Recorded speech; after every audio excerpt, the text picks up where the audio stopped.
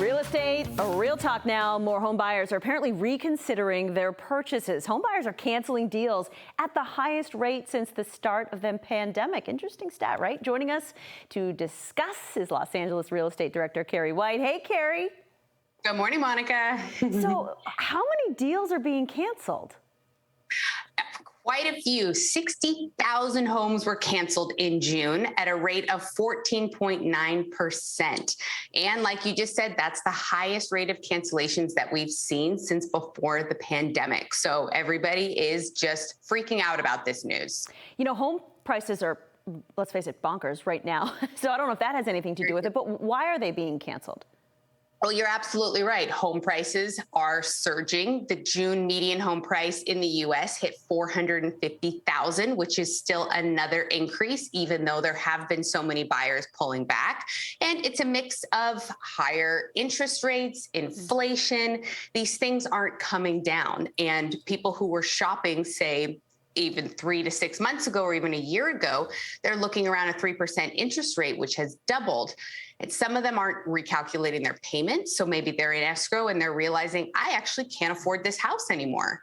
So a mix of people preparing maybe for the recession, being a little scared by these prices, these interest rates. And honestly, a year ago or even 6 months ago, you didn't even have to write offers with contingencies. People were writing without contingencies. So now they're thinking, okay, well, maybe this house isn't right for me. Maybe there's things coming up in inspections that I'm not that happy with. So the ability to even cancel was not on the table previously. So all of these factors are leading into this back on market, which we're seeing in a lot of our property searches in a lot of our cities. That's so wild. It's like a total 180. How can cancellations like this impact the market overall? Will home prices come down?